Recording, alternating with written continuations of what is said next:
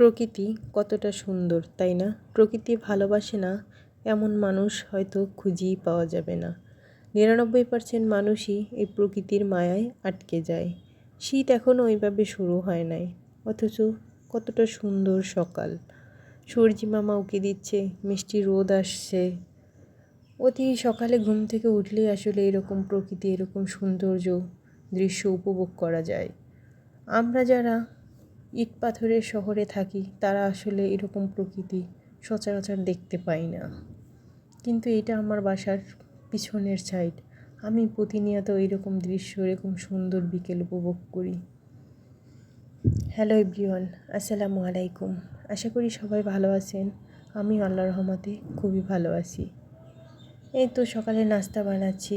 সকালে আমি গোলা রুটি করেছিলাম। রুটি কাই সেদ্ধ করে, আটা সেদ্ধ করে তারপর রুটি বানাবো, অনেকটা লেট হয়ে যাবে, তাই আমি গোলা রুটি করে নিচ্ছি। সবাই খেয়ে নিয়েছে, আমি খাবো। এখানে ভাজি ছিল কলা দিয়ে, ওটাই খেয়ে নিলাম। এদিকে বেবির জন্য একটু নুডলস রান্না করেছি। জানি না কোন কোন আপু এখন পর্যন্ত আমার ভিডিওটা দেখছেন। যদি কোনো আপু আমার ভিডিওটা ক্লিক করে থাকেন, প্লিজ একটা লাইক, একটা কমেন্ট করে যাবেন, আর আমার নতুন পরিবারের সদস্য হয়ে যাবেন। বেবিকে খাইয়ে চলে এলাম একটু পিঠা বানানোর জন্য। শীত এখনও শুরু হয় নাই, তারপরও কেমন যেন মনটা পিঠে পিঠে করছে, তাই চলে এলাম একটু পিঠে বানাতে। এখানে আমি বরিশালের একটা পিঠে বানাবো। যদি কোনো বরিশালের আপু থাকেন, আসলে ওনারা বুঝতে পারবেন এটাকে কী পিঠা বলা হয়। এটাকে আমাদের বরিশালের ভাষায় চুয়া পিঠা বলা হয়।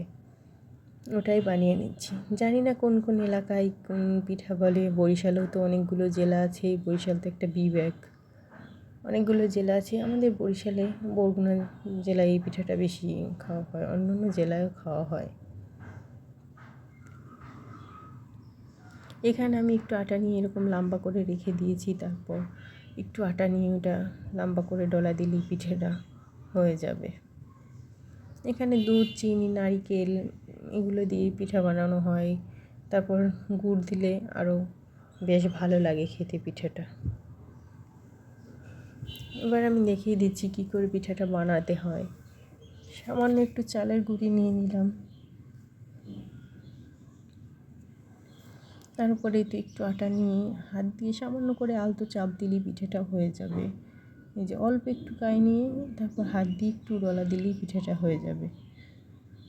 এই যে সামান্য একটু কাই নিয়ে। এদিকে আমার সম্পূর্ণ পিঠাগুলো বানানো শেষ, এগুলোই আমি সুন্দর করে উঠিয়ে রাখছি। ওদিকে নারকেল, দুধ, চিনি সবগুলোই রেডি করে রাখছিলাম। ওই সময় বেবি আবার একটু কান্না করছিল, তাই ওকে আমি ঘুম পাড়াতে গেছিলাম।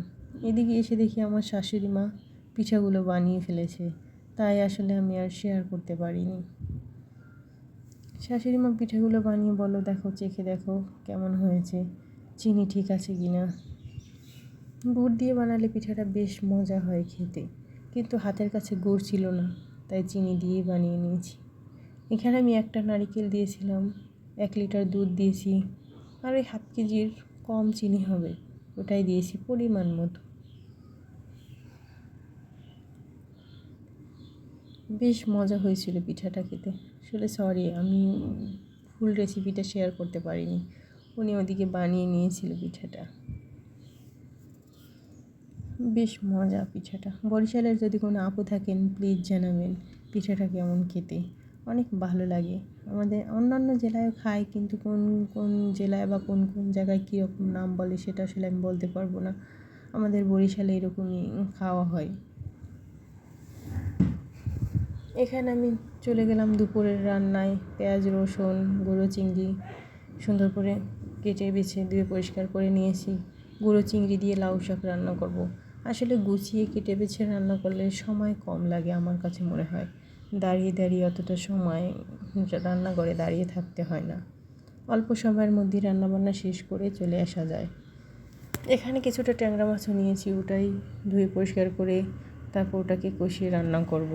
এদিকে আমি লাউ শাকটাও বসিয়ে দিলাম। এখানে গুঁড়ো চিংড়িটা সুন্দর করে তেলে ভেজে নিয়েছি, তারপর রসুন, পেঁয়াজ, গুঁড়ো মশলাগুলো দিয়ে সুন্দর করে কষিয়ে নেব।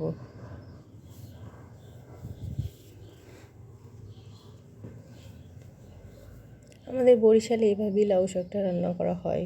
জানি না কোন কোন আপুদের এলাকায় কীরকম রান্না করা হয়। আলু দিয়ে, তারপর শাকের ডাগা, শাক দিয়ে এরকমই রান্না করা হয়।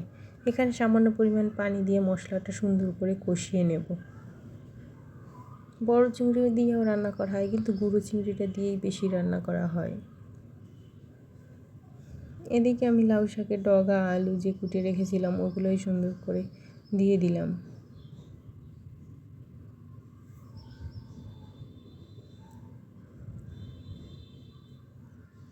এদিকে আমি এটা সুন্দর করে সিদ্ধ করে তারপর শাকগুলো দিয়ে দেব। এগুলো সুন্দর করে সেদ্ধ করে দিতে ঢেকে রেখে দিয়েছি। ওদিকে আমি ট্যাংরা মাছটা ভুনা করার জন্য সমস্ত মশলা যা কিছু লাগে সব কিছু দিয়ে দিলাম। আসলে রান্নাটা হচ্ছে একটা আর্ট। কেউ বেশি মশলা দিয়ে খেতে পছন্দ করে, কেউ কম মশলা দিয়ে খেতে পছন্দ করে। আমরা মধ্যবিত্ত খুবই সাধারণ ঘরের মানুষ, আমরা এরকমই সিম্পল খাবারগুলো খেয়ে থাকি। আসলে এটাই আমরা তৃপ্তি সহকারে খাই। এখানে মশলাটা কষিয়ে সুন্দর মতো ট্যাংরা মাছগুলো দিয়ে দিলাম। ওটা সুন্দর করে কষিয়ে তারপরে রান্না করব।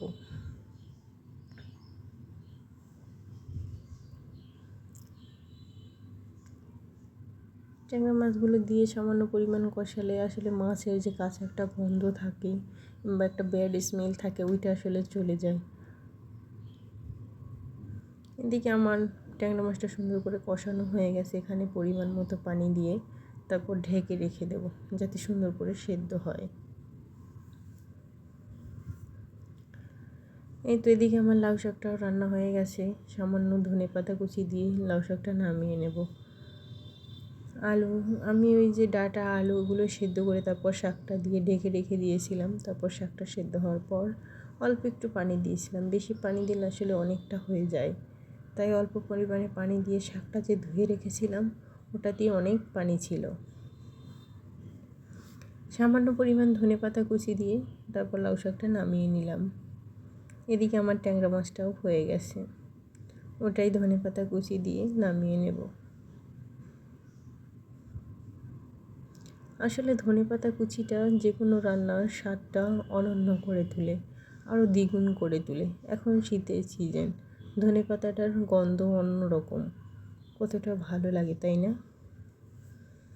এদিকে কিছুটা গুঁড়ো পুঁটি মাছ নিয়েছিলাম, ওগুলোই ভাজি করে নেব। সাথে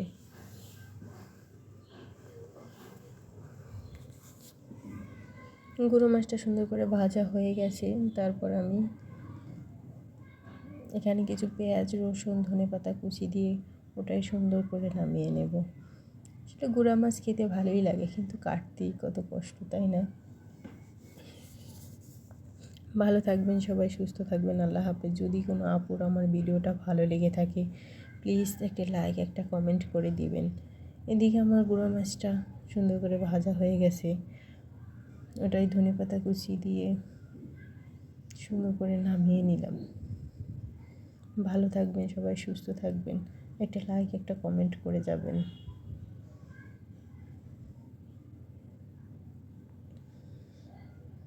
দেখুন তো গুঁড়া মাছটা কত সুন্দর হয়েছে, তাই না? আল্লাহ হাফেজ সবাইকে।